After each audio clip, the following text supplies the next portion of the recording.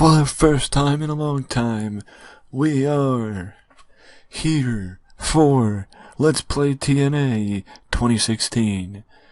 It's been a while since the last time we locked up in TNA and walked through the door of the Impact Zone to book an episode of Impact Wrestling, but right now, that is exactly what we are doing. We are getting ready to step right behind the chair again and book Impact Wrestling. Right now I'm just scouring the roster to find people who may be better off not working for the company anymore. Because maybe I just don't want them to. And honestly, I'm not finding anyone who would be better off not working here.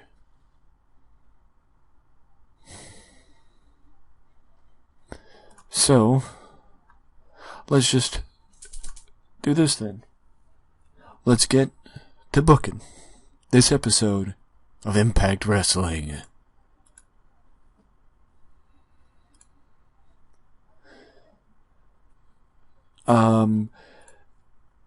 For those who may not be aware, the last episode of Impact Wrestling was, I think,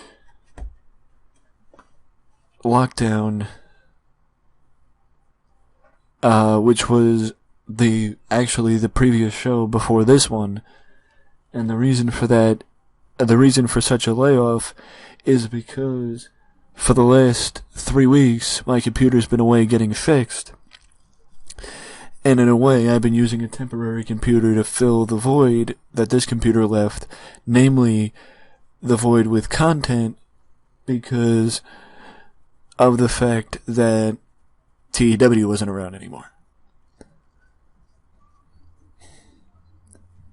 And considering the fact that TEW wasn't around anymore, I chose to find a way to do it without TEW, and the only way I could think of that is by using EWR.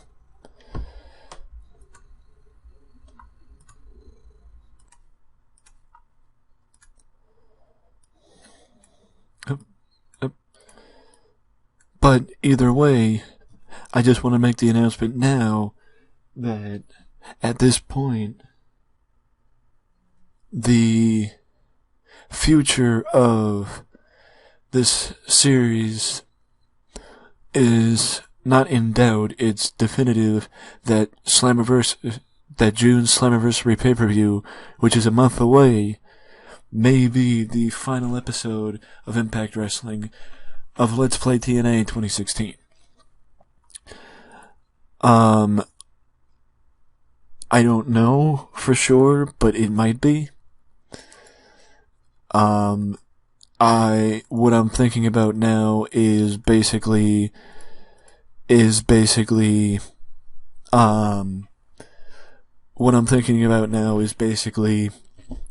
how long would it take for me to get to episode 30? And I would let episode 30 likely be the final episode of the series. And when I figure that out, that's when we'll find out what the final episode of the series is. Because if I'm right, this will be episode 21. Then episode 22, 23, 24, and possibly 25 will happen before the pay-per-view.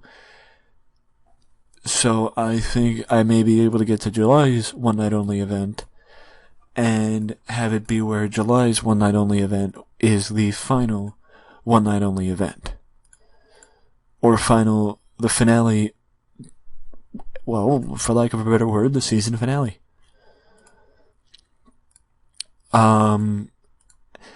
But as far as things are concerned, I'm not sure which way I want to go at this point just yet.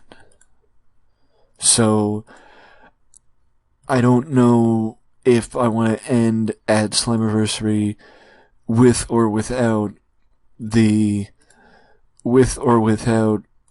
reaching, I should say, with or without reaching the 30th episode. So, with that being the case, at this point, I think it's best if we wait to see what happens. Now, with all that out of the way, let's try and get some booking done, and let's try and figure out how the future will shape out for TNA wrestling. And it starts with Micah and Rob Echoes.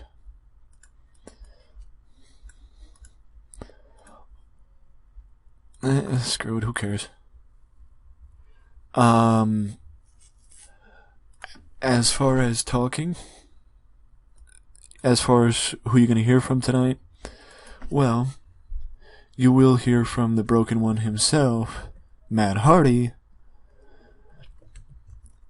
as he'll have an in-ring with Mick Foley about what happened at the pay-per-view with him and Jeff.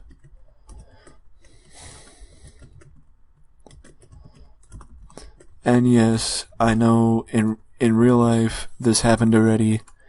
In real life, I think by this point they may have been on the way or wrapped up in their feud already. But this isn't real life. It's video game. It's a video game. Steve Corino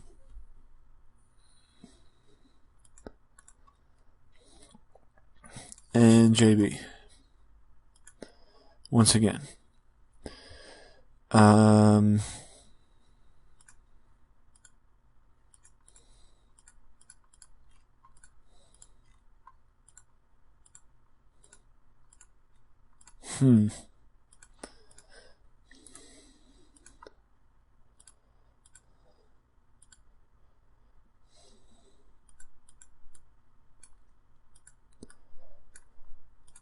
And this might actually kick off a feud for Randy Summers and Brandon Watts, as I could see them getting in a feud with the Flyer and the Technician to help both teams get on TV more consistently and also have a little bit more leeway, I guess you could say, as far as who could challenge Beer Money next.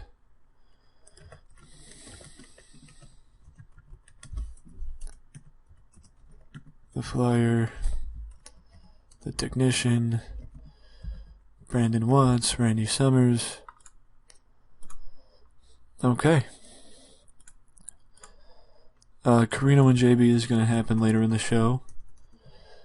JB is also going to be standing by with Eric Young. And Eric's going to talk about his win at the pay-per-view over Mr. Anderson. And I'm just going to elaborate.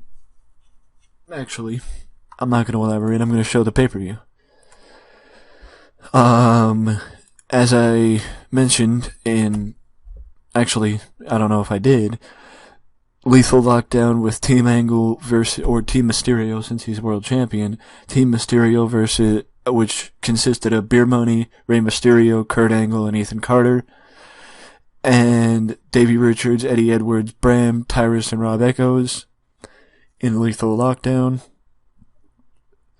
Then you had Eric Young win the Heritage title in a triple threat match against Mr. Anderson and the Prodigy.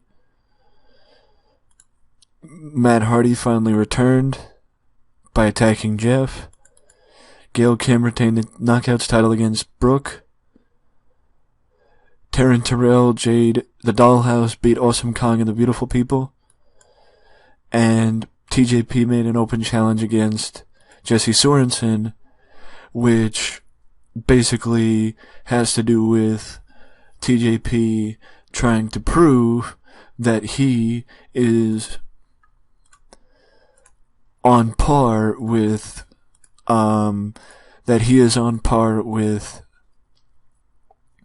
what's his name? Tigre Uno, the reigning and defending TNA X Division champion. I don't have any low level heels. So, instead, Kevin Fertig is going to make his TNA debut as a part of the new Superstar Initiative against Trip Cassidy. And we're going to bring in a lightweight, and it's Chris Gray. And Chris Gray will be the man who accepts TJP's challenge later tonight.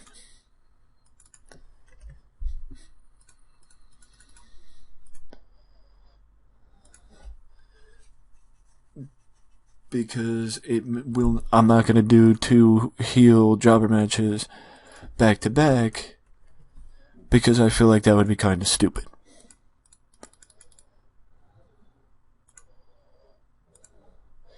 But what I am going to do is this.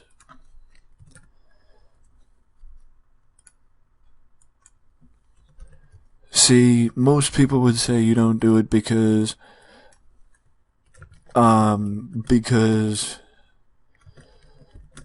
what's the point? But I do it because, it could build up a feud, it could, do a whole number of things, but the one thing that it is that it's realistic. Because in real life, you would see a company like WWE, or even TNA, if I remember when they actually had pay-per-views, they would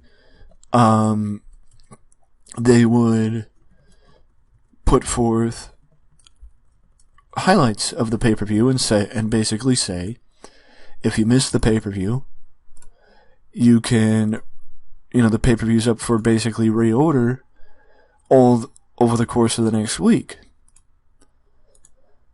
So basically, that's what I'm doing there. I'm basically saying that the pay-per-view can be ordered over the course of the next week, if you choose.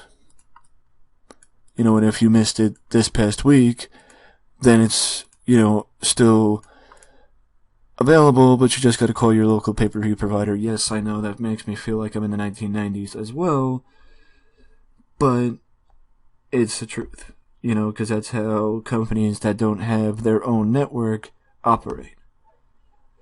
They are forced to depend on the pay-per-view providers to push their content. So unfortunately for TNA, they're not WWE.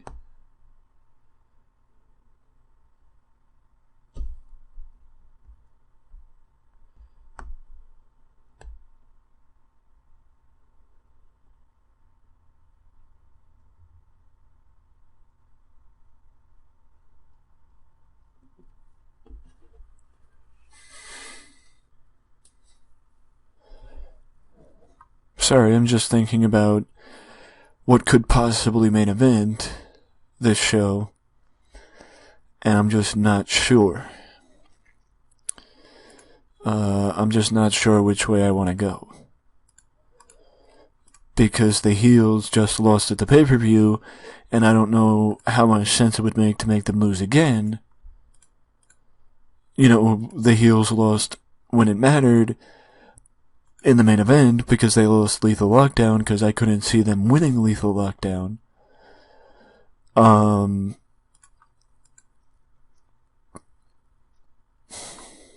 You know what I'm gonna do? I'm gonna do this. 1-on-1. The Wolves up against James Storm and Bobby Roode. So it's Bobby Roode versus Davey Richards and Eddie Edwards versus James Storm.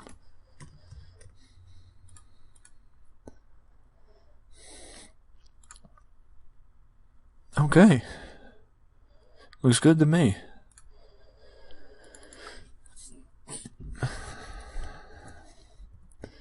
And Bobby will run in. You know what? Let's not do that. Because let's let the heels get the unfair advantage, I guess.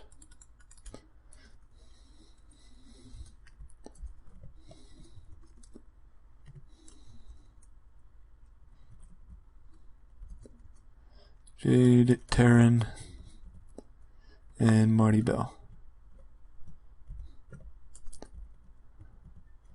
The reason why the reason why Taryn Terrell, rather, is the only person talking is because that's how I want it to be.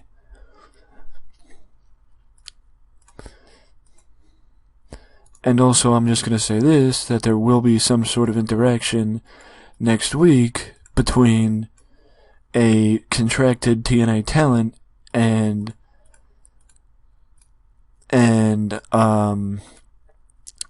a contracted TNA talent and what's his name? Steve Corino.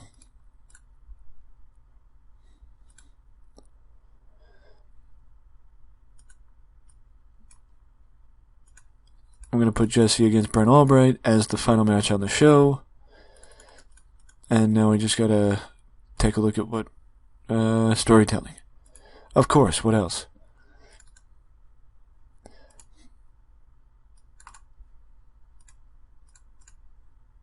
Can I think of anything else? No. Okay, so the opener has the Broken Matt Hardy making his first appearance in TNA under the broken gimmick, and since it's him with Mick Foley, they have the segment. I let them do everything in the segment because Broken Matt Hardy may not have been 100% from Matt, but enough of it came from him that it's him, and I want to let him have control. So he can say what he wants, and so can Mick, because it's Mick freaking Foley. And now Rob Echoes wins the first match on Impact tonight, beating Micah to get back on the winning track. Randy Summers, unfortunately for the Flyer, Randy Summers got a 25 in-ring performance, and the Flyer doubled that. So that's why it's unfortunate, because the Flyer, I don't know, it's for the purposes of a feud, so maybe it's not a bad thing. Now we move to JB standing by with Eric Young as EY talks about his victory last Sunday at Lockdown, and the fact that now he is TNA Heritage Champion. And JB asks Eric, what about Anderson's rematch? And I'm sure Anderson will be cashing in his rematch very soon. JB, if I proved anything, it's that Anderson is not unbeatable. And I beat him last week, and I'm not intending to lose this title anytime soon. I know that was a shitty promo, but what are you going to do? Speaking of a pretty bad promo, Kevin Fertig, aka Mordecai, aka Kevin Thorne, aka 7? I think he was 7 in OVW. Debuts with a pretty lackluster debut in my opinion. But either way, he gets his debut against Trip Cassidy. The highlights of the pay-per-view: the Dollhouse are putting over the fact that they lived up to their expectations of beating the Beautiful People at the pay-per-view, and will beat Velvet Sky later tonight when Jade is in action against Velvet Sky. And of course, the heels can't always get what they want, as Velvet gets the victory over Jade. And then Madison and Velvet lay out the challenge for Slammiversary between the Dollhouse and the Beautiful People one more time. Jesse Goddard's over Brent Albright. Unfortunately, once again, Brent Albright did better in the ring, but Jesse Goddard's won the match. And I know what you're going to say, why are you putting so many heels over? Because I also did the same in the main event. But I'm going to say this. Fact of the matter is, Jesse Goddard is one of the only people that I don't attribute as a heel, even though he's a heel right now. He's turning babyface, so I'm going to refer to him as a babyface. TJP extends out his open challenge, and on the promo, he talks as only TJP can, saying things to the effect of, Tigre Uno may be closing in on a year as X Division champion, and he may be saying how he's beaten everybody while he's never beaten me.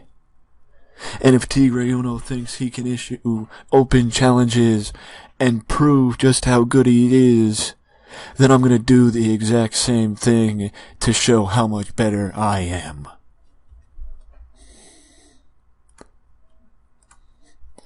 And Tigre Uno, I apologize, TJP beats Chris Gray with the frog splash, and TJP actually does really surprisingly well with a 66 in-ring performance. Honestly, I don't know why these segments with Carino have gotten nowhere near the expectations that I thought. Because, yeah, you might say, oh, it's about his popularity. Carino should be popular. Because Sinclair Broadcasting is nationally syndicated television. So he should have at least some popularity to where he's getting at least high 40s, low 50s, and not 30s. And if it's not Carino, then it's JB. In which case, maybe Carino should be doing it himself. I don't really know what the fuck's going on, but either way, another build-up of why the hell is Carino here. But I guarantee you this, that before Slammiversary, you will know exactly why Carino's here, and what his business in TNA is. And speaking of... Actually, I tried to make it a segue, but I can't. Either way, the feud continues between the Wolves and Beer Money as Eddie Edwards defeats James Storm with the help of his running mate Davey Richards in the main event, and I actually think that this might have been the first time James Storm lost in a very long time. I could be wrong. I don't think he went on the same streak as Anderson, but I think he's had only a handful of losses this year, and Eddie Edwards was one of them. Nothing like gaining popularity on our return episode. We increased our popularity in 11 regions, and finished with a final rating of a 68 in the first episode of Impact Wrestling following the pay-per-view, and also the first episode of Impact Wrestling in quite a long time. And actually over a month. So, now that everything's back to normal, and my computer is once again at full health with TEW intact, it's time to start the catch-up, and it's time to maybe start closing the door on this season. So let me know down in the comment section below if there's anything that you'd like to see that I haven't done already in this season. Let me know down in the comment section, because as always, feedback is more than welcomed and appreciated. But if you don't want to leave a comment, you can always leave a like and subscribe to the channel for more content just like this that you can only find right here at Wrestling Express. Till next time, later.